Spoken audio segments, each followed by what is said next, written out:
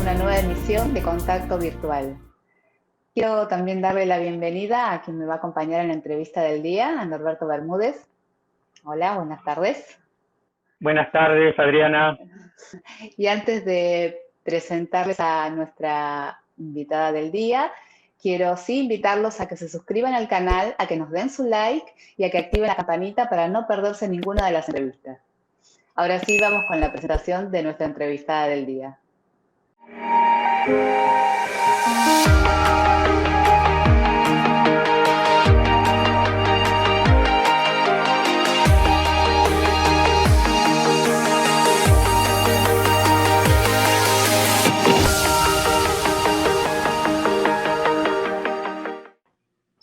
Bienvenida Regina Esteban de Prado a Contacto Virtual.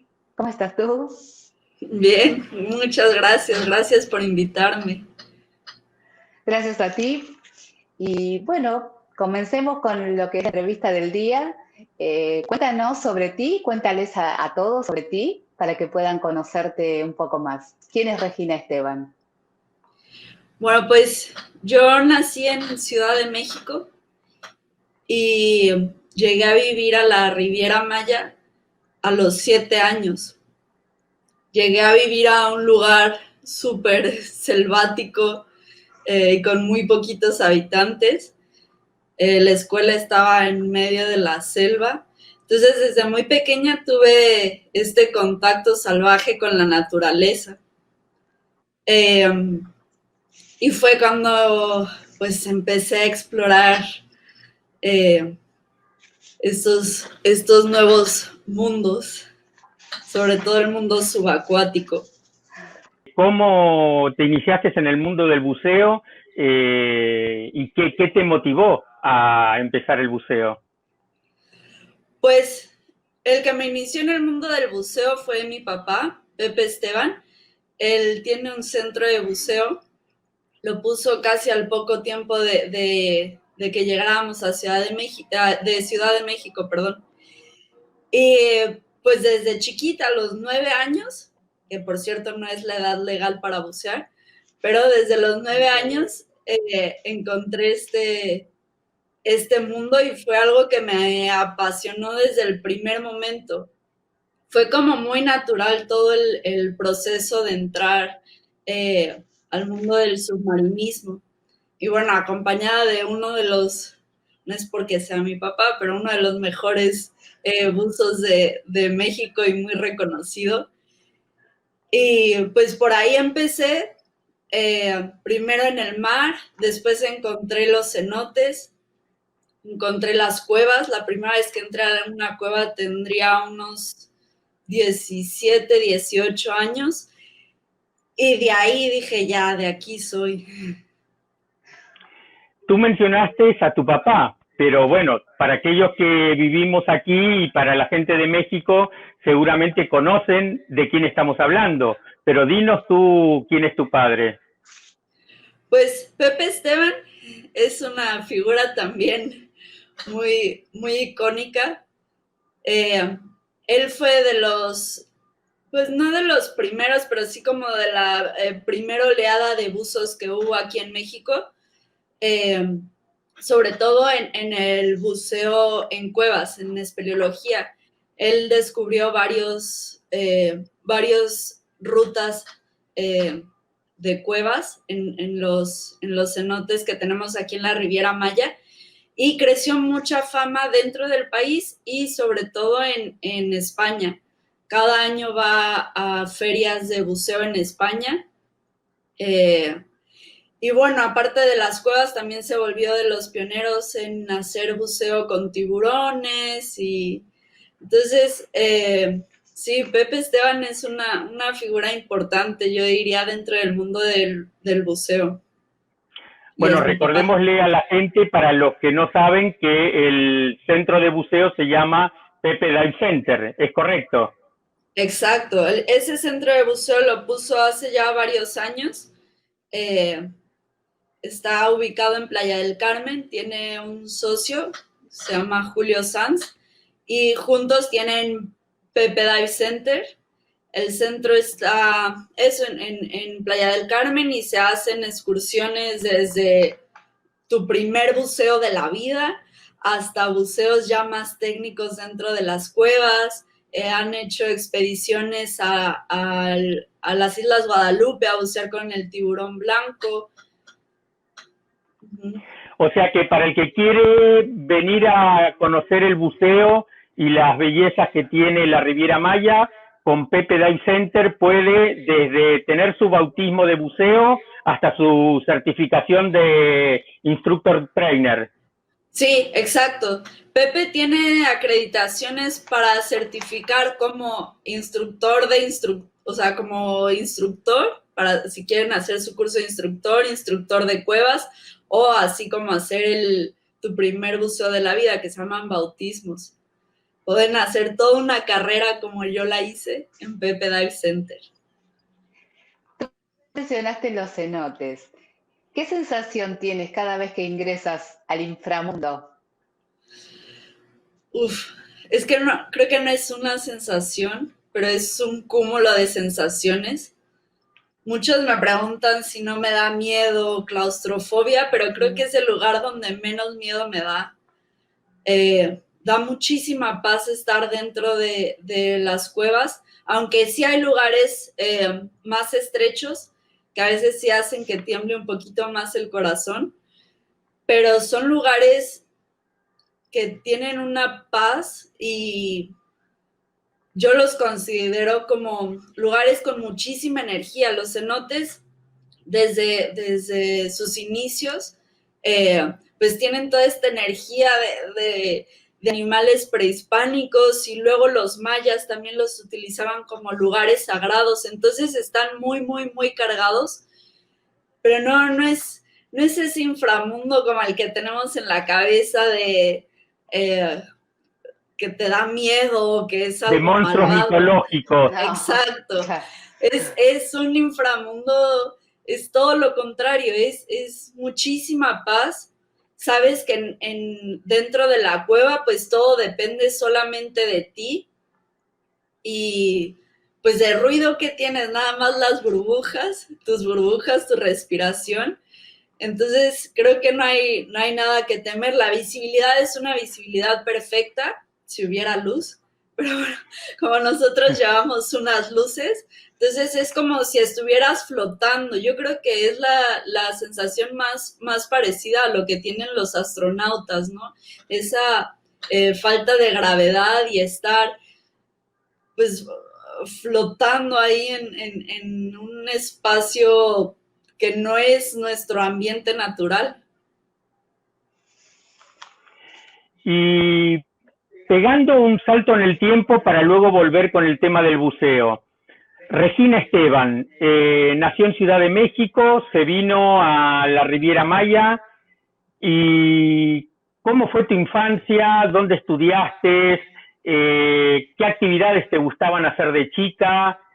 Contanos un poquito cómo fue tu infancia y tu adolescencia. Bien, pues eso, llegamos a vivir a un lugar que se llama Puerto Aventuras, que está a unos, como entre Playa del Carmen y Tulum. Es una población que se inició como para gente que venía a retirarse o que estaban iniciando familias, ¿no? Entonces era una comunidad muy pequeña, pero en la que todos se conocían y con un poco de estilo americano. Pero en esa comunidad, en Puerto Aventuras, había una escuela que era literal una casa. Los salones eran los cuartos y estaban divididos por guacales. En total, desde primero de primaria hasta sexto éramos 50 alumnos. Y bueno, era chiquitita, con muchos maestros pues de todas partes, americanos, franceses, ingleses, maestros australianos. Entonces era pues como un poco de todo el mundo en un lugar chiquitito. Nuestro patio de juegos era una parte el campo de golf que estaban empezando a hacer y el resto era pura selva. Entonces, pues las clases, de pronto estábamos, no sé, estudiando matemáticas, las sumas, y entraba un tucán por la ventana del salón, o encontrábamos tarántulas junto a nuestros cuadernos. Y eso yo creo que fue lo que despertó en mí ese lado salvaje y de no tener miedo, porque ningún maestro gritaba ni nos alejaba, al contrario, Claro. era acercarse a ver y nos Era muy explicaban. natural, sí. Exacto, y qué eran, y estos sí se agarran, estos no se pueden tocar. Entonces, yo creo que sí, eso definitivamente fue lo que despertó, algo que en Ciudad de México pues no se puede tener tan fácil. Y pues bueno, a la escuela yo me iba en bicicleta o caminando. Nuestras clases de natación eran en el mar, algo que también pues creo que no hay mejor lugar para aprender a nadar que en el mar. Aparte en el mar de aquí, que es casi como una alberca y súper transparente. Y pues ya cuando llegué a la adolescencia, Puerto Aventuras ya se hizo un lugar muy chiquito. Y ahí me fui a estudiar a Playa del Carmen. Y bueno, mi adolescencia un poco loca, llena de fiesta, como lo es todo en Playa del Carmen. Después de la fiesta, cuando terminé la preparatoria, me tomé un año sabático. Me fui casi como 6 meses a viajar por Europa con mochila, como muchos han hecho. Fui con unos primos. Y regresando, como todavía no quería entrar a la universidad, entré a trabajar a un hotel como animadora. Y eso también me dio muchísimas herramientas, porque yo era una niña muy, muy tímida, me daba mucha pena todo. Entonces, aventarme a ser animadora, que era, pues, párate y habla con... Ajá, y habla en inglés, público, y habla con gente de tu edad, que eso era lo que más pena me daba. Hablar con gente mayor estaba bien, pero gente de mi edad, eso me daba mucha pena. Pero bueno, ahí me desenvolví un poco más. Y ya terminando de mi etapa de animadora, dije, bueno, ya es momento de estudiar. Y tienes otra profesión, ¿no? Sí. Exacto. Tú tienes otra profesión. Me fui a Mérida y ahí estudié Ciencias de la Comunicación con especialización en audiovisual. Y bueno, regresando, trabajé en Inacua Images.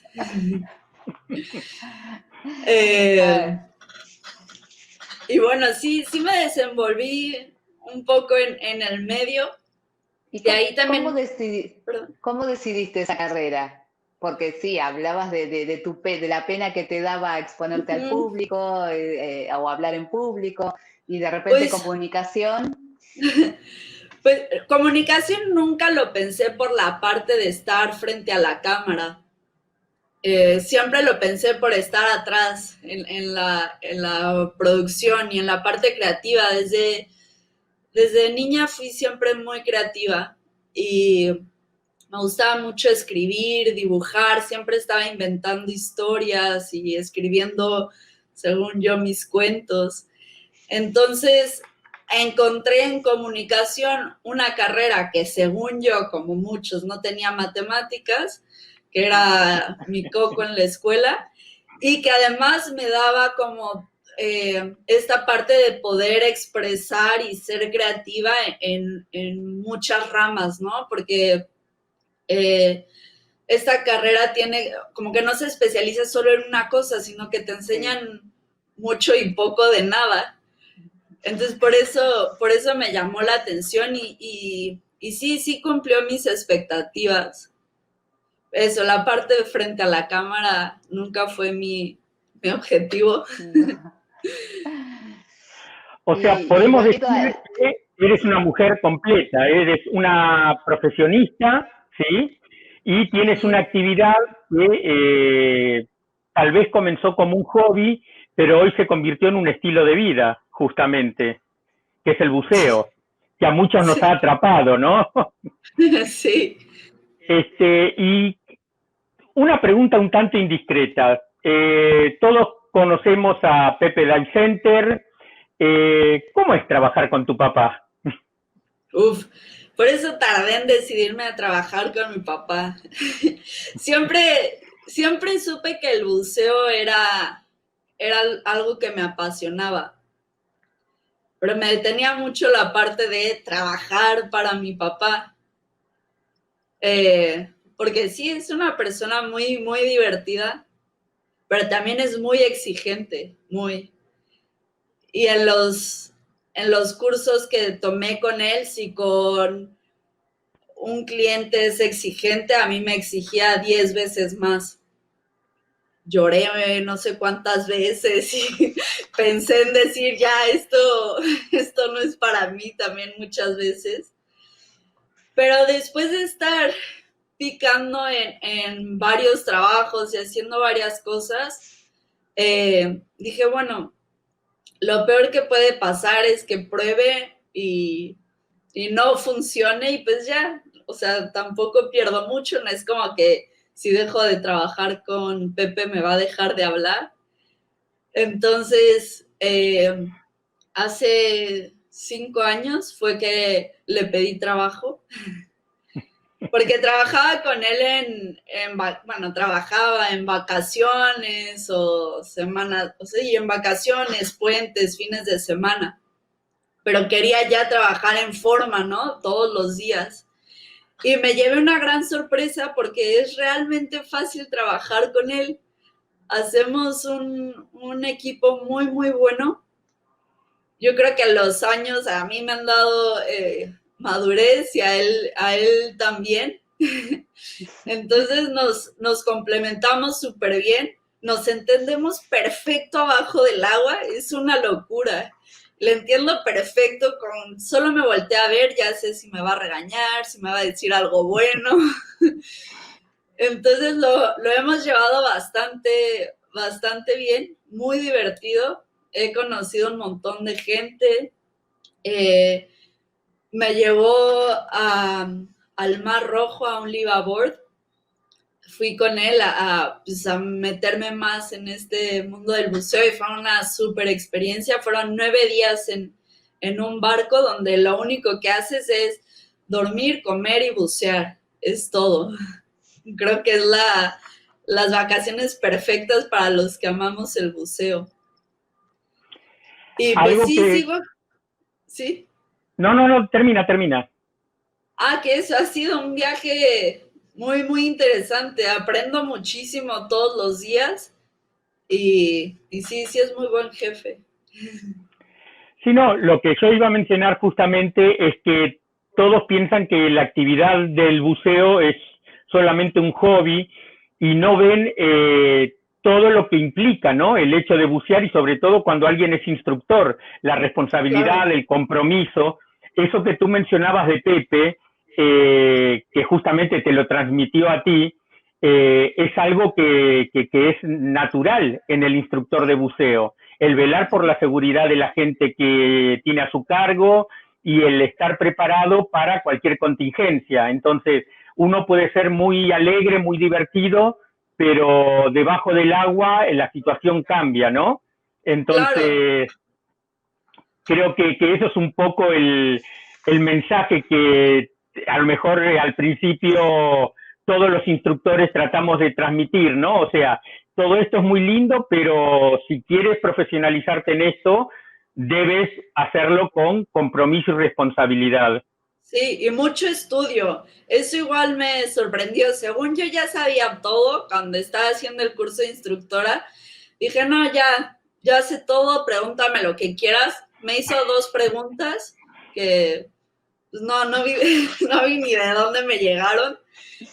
Y pues sí, tengo ahí un montón de libros, mis notas, porque tienes que estudiar no solamente pues, los nombres de los peces y eso que nadie se sabe, ¿no? Pero toda la biología, toda la fisionomía, qué pasa con los gases, muchísima química, leyes, que pues, no es algo que te esperes. Y además lo que dices, Norberto, el estrés, que sí, si tú vas a bucear como cliente, pues es muy divertido y el guía, el instructor es súper buena onda, pero bucean, o sea, como instructor o como guía, saber que tienes a 10 personas que dependen de ti, aunque estén certificados, pero tú los estás llevando, sí es un estrés que yo las primeras veces lo notaba en mi consumo de aire, que si una botella a mí sola me duraba 2 horas, llevando de 10 personas el primer día me duraba 20 minutos y estaba, porque sí te genera mucha conciencia y mucho, sí es algo de estrés saber que tienes. Es una gran responsabilidad, sí. Sí. Tienes gente que, sí, a tu cargo. ¿Y cómo se te ocurrió el buceo con tiburones? Tú platicaste sobre tu papá y el buceo con tiburones. ¿Y tú? Pues empecé a hacer el buceo con tiburones. Bueno, para empezar, los tiburones han estado en la Riviera Maya, bueno, en todo Quintana Roo, no, bueno, no todo, pero en gran parte de Quintana Roo durante muchos, muchos años. La verdad no recuerdo exactamente cuándo se empezó, pero los pescadores empezaron a detectar que llegaban tiburones hembras a un punto específico de Playa del Carmen, porque ahí era donde tiraban los restos de pescado que ya no les servía de la pesca. Le avisaron a los buzos y empezaron a ir. Los primeros buceos no eran buenos, no eran seguros ni para el buzo ni para los tiburones. Ahí fue cuando el primer acercamiento que tuve con las tiburonas y se me hicieron unos animales majestuosos, espectaculares.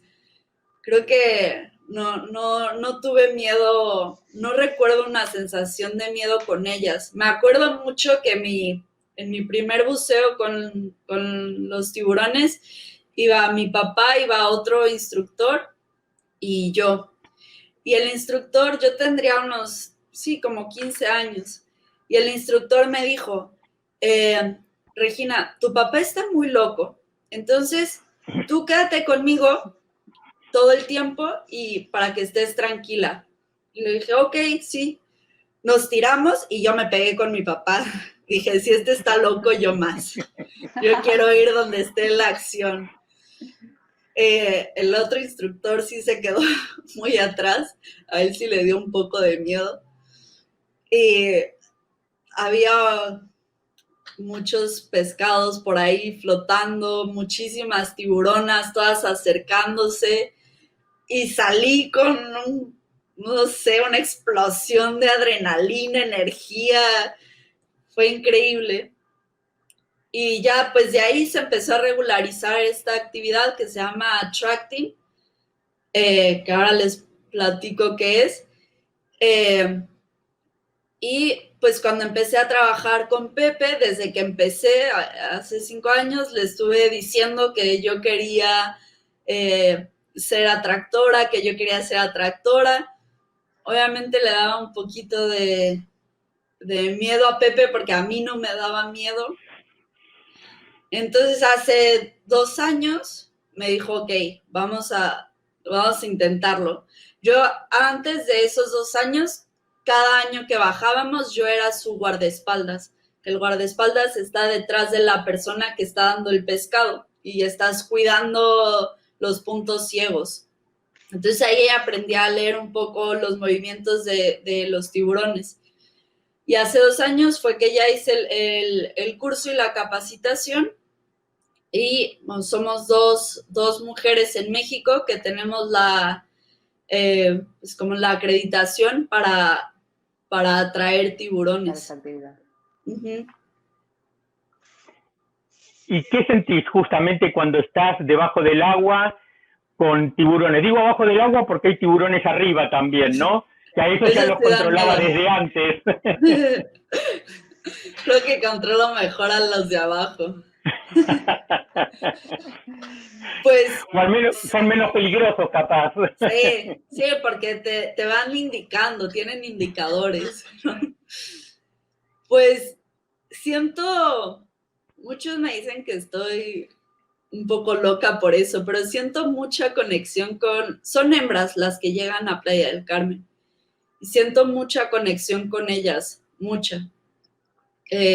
A varias ya tienen nombres, ¿no? A varias ya las identifico y siempre he sentido mucha conexión al grado de estar pensando en una, por ejemplo, mi favorita es una que se llama Big Mama, porque es como de las más grandes que hay y es más oscurita.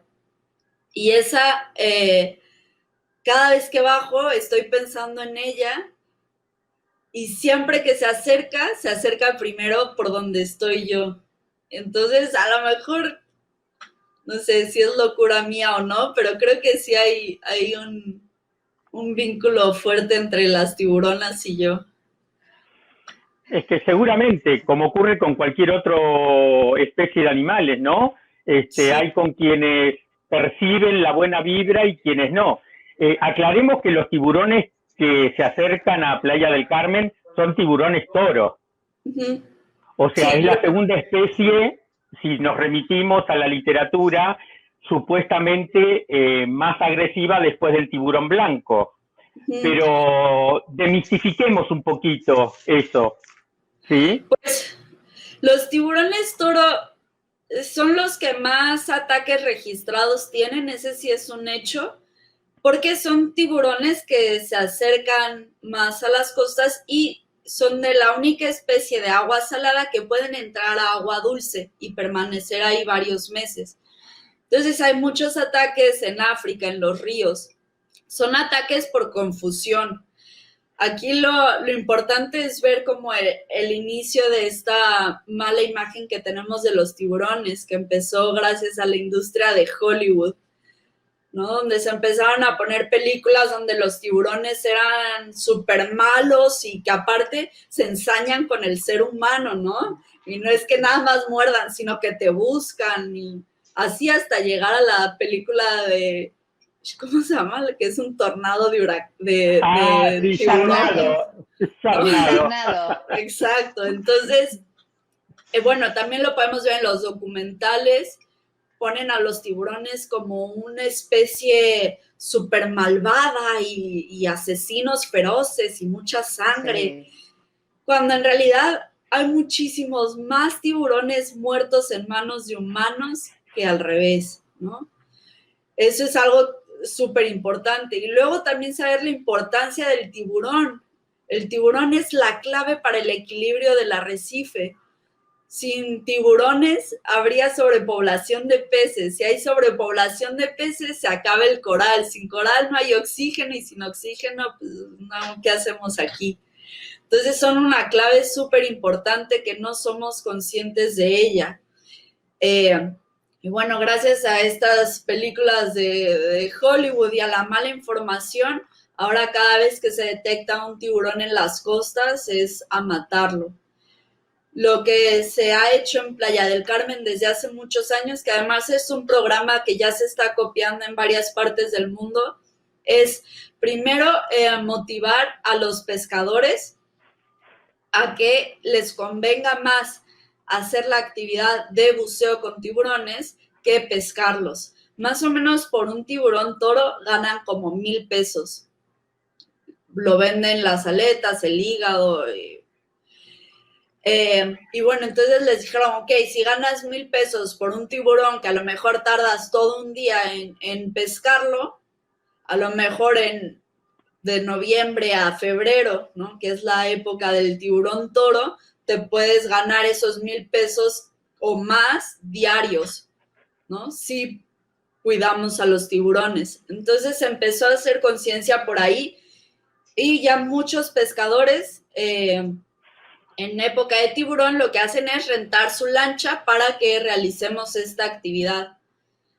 Y bueno, lo que hace la actividad que se llama attracting o atraer es un tiburón, si estamos buceando en el mar, un tiburón a lo mejor nos ve de lejos y se acercará en círculos unos metros porque son muy curiosos, ¿no? Sobre todo las hembras son las que se acercan más, los machos son un poco más miedosillos. Pero se van a acercar unos metros para ver qué somos. Saben que no somos su comida, entonces se alejan y no atacan. Si hacemos esta actividad, a lo mejor bajan 10 personas, no tienen tan buena vista, entonces ellas nada más ven una masa grande, algo que es más grande que ellas. Por lo tanto, no se van a acercar. Entonces, lo que hacemos nosotros es bajar en una bazuca. Bajamos, son entre 8 y 10 kilos de pescado cortados en trozos, que es pescado que ellas normalmente comen en esta zona. No ponemos ningún otro pescado que no sea de aquí. Y se baja para que el olor las atraiga. Un ejemplo un poco desequilibrado sería como darle un premio a un perro. Si tú le das un premio a tu perro, no quiere decir que ya no va a comer, no se satisface con ese premio.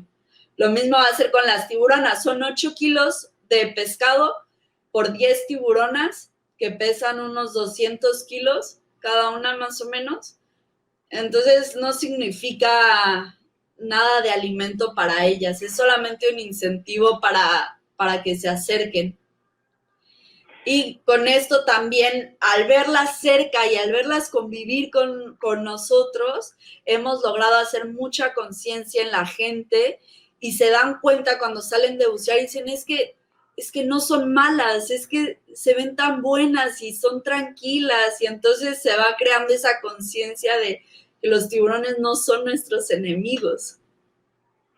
Sí, no, es tal cual tú lo dices. Y recordemos solamente que, como tú lo mencionaste, el antiguo concepto o lo que se trata de modificar a nivel humano es que del tiburón solamente se aprovechan las aletas y eventualmente el hígado. Todo el resto se desecha.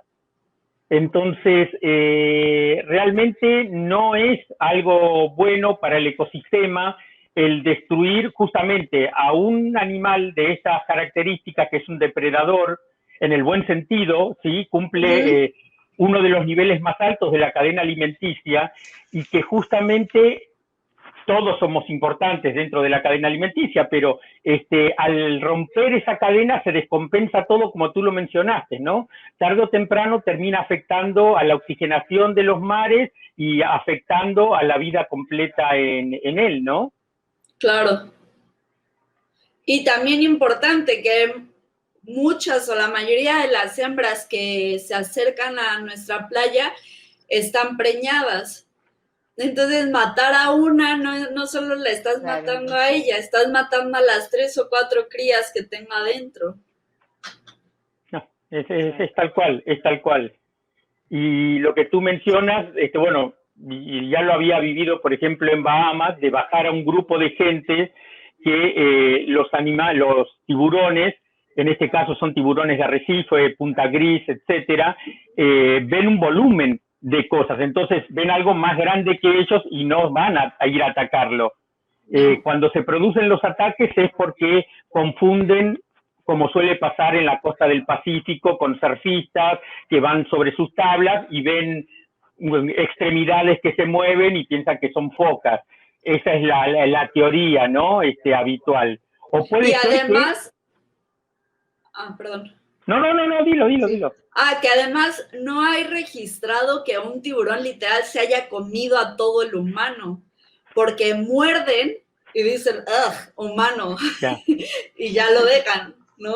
Digo, sí se muere la gente por la mordida, pero no somos su alimento. Sí, tal cual. Es que es como una probadita, una mordidita de probada. Lo que pasa es que convengamos, animales de 200 kilos, como tú has dicho, es importante, ¿no? Entonces, bueno, estamos hablando con una de las dos mujeres que realizan la actividad de Attracting Sharks.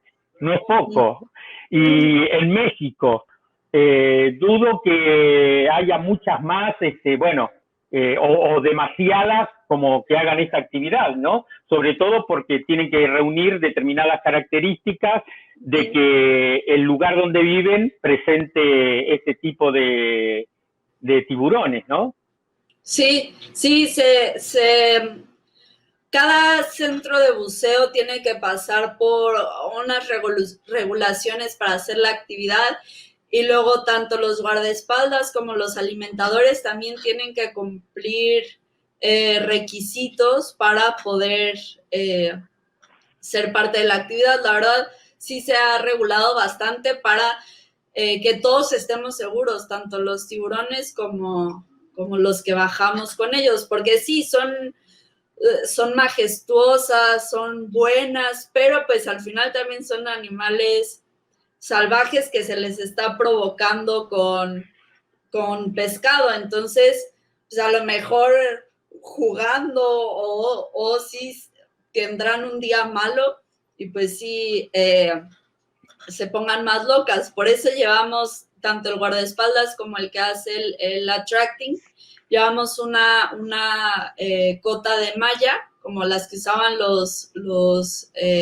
en la época del medioevo. En la época medieval, exacto. Por si hay alguna mordida que, pues bueno, no te arranquen el brazo, ¿no? Ok. ¿Y cómo es un día en Regina Esteban? ¿Cómo comienza y cómo termina? Pues me levanto a las 6 de la mañana, más o menos. Desayuno, me baño, llego al centro de buceo.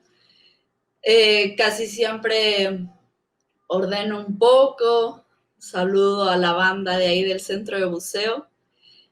Y pues bueno, algo como característico y muy divertido del centro de buceo es que por más que intentamos hacer planes y llevar un horario más ordenado de lo que vamos a hacer cada día, no lo hemos conseguido. Entonces, pues a lo mejor llego y sé que voy a ir a bucear a cenote y de pronto cambia y entonces es como una sorpresa y estar preparado para todo.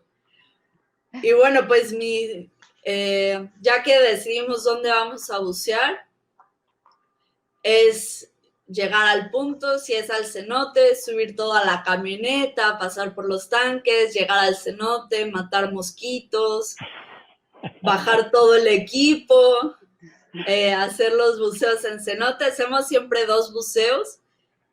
A nosotros nos gusta hacer los buceos bastante largos. Entonces lo hacemos afuera del agua, sí es mucho rush y muy rápido todo, pero ya en el agua todo se calma y es todo lento y disfrutar. Una vez que terminamos de bucear, pues regresar y lo más divertido de todo, recoger, lavar todo, acomodar. Y pues ya que termina eso, llego a mi casa. Mi perrita siempre está ahí para recibirme, que ahorita está por ahí dormida. A veces duermo siesta, casi siempre.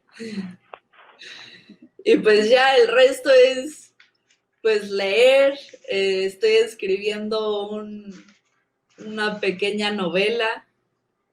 También me gusta mucho tejer, cocinar. Entonces en las tardes busco actividades para bajar los decibeles un poco. Bueno, pero tú también realizabas otra actividad deportiva, digamos, así dura. Ah, sí, estuve muchos años haciendo CrossFit. Estuve como 4 años haciendo CrossFit. Me volví de clásica loca de CrossFit. ¿Y qué te daba el CrossFit? ¿Qué me daba? Pues creo que lo mismo que me da el buceo. Son actividades que siempre hay algo nuevo que aprender, siempre hay algo que mejorar, como siempre hay algún reto, ¿no?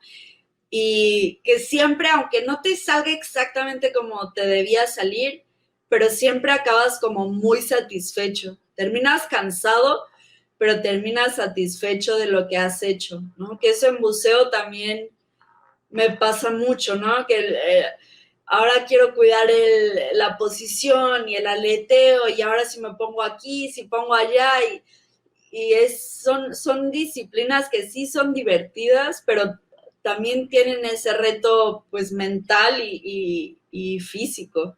Y el CrossFit pues me daba eso.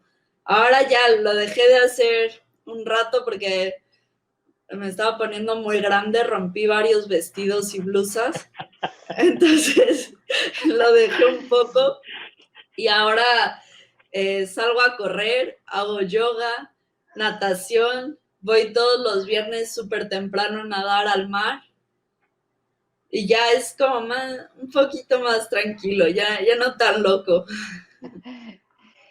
¿Y qué representa para ti la Riviera Maya? La Riviera Maya representa, yo creo que todo para mí me ha dado muchísimo y siento que es un lugar donde tienes todo para hacer y donde puedes explorar y inventar muchísimas cosas. Tienes cultura, tienes esta parte de la naturaleza que para mí es primordial. Yo los ratos que estoy en ciudad añoro con escuchar a los pájaros, grillos, sapos. Entonces la Riviera Maya es mi casa enorme y mi patio de juegos.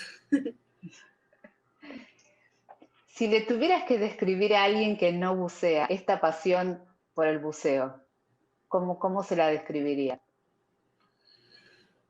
Yo creo que es una actividad totalmente personal. Dicen que es un deporte, no sé qué tan deporte sea, pero creo que es algo sumamente personal. Algo en el que experimentas plenitud y paz al 100%,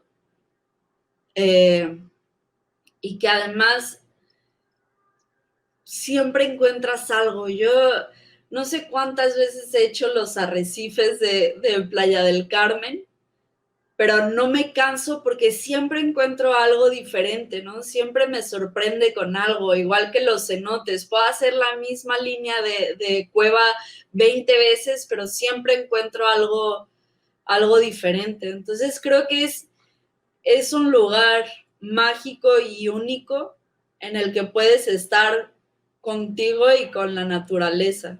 Algo que recomiendo para cualquier persona, niño grande, mucho más grande.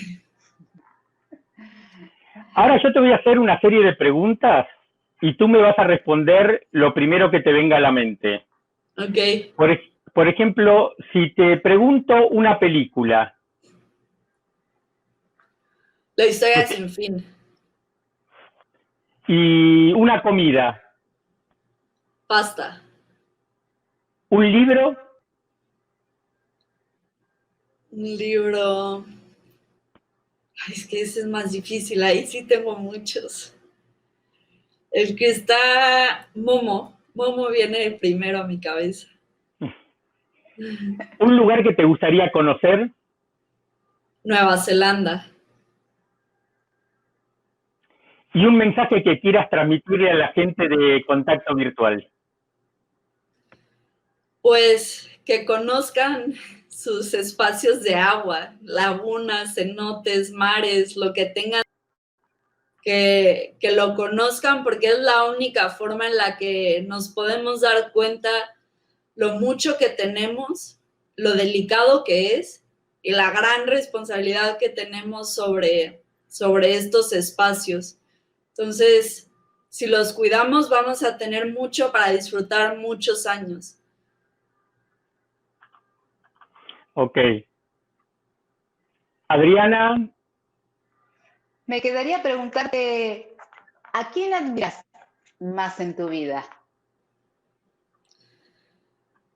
Creo que en el número 1 está mi mamá, súper trillado, pero sí creo que la persona que más admiro es a mi mamá. Es una mujer muy, muy fuerte, muy inteligente y súper segura. Muy bien. Bueno, Regina, te agradecemos muchísimo esta entrevista, que nos hayas contado sobre tu historia, que nos hayas hecho conocer sobre el buceo a aquellos que no buceamos. Fue muy interesante y te damos las gracias por haber estado aquí en Contacto Virtual. Muchas gracias a ustedes. Ok, Regina, te agradecemos muchísimo. Estás invitadísima para una segunda parte porque esto realmente ha dejado la puerta abierta a un montón de actividades que se pueden realizar en la Riviera Maya y dentro del ambiente subacuático. Así que esta seguramente sea la primera de otras y bueno, queremos agradecerte. Adriana. Gracias. Gracias, Regina, por habernos compartido tu historia. Gracias a ustedes por invitarme. Y bueno, antes de que se vaya Regina, queremos invitarlos a que den el like a este video, que se suscriban y que activen la campanita para estar enterados de todas las entrevistas que vamos a ir teniendo aquí en este espacio que es Contacto Virtual.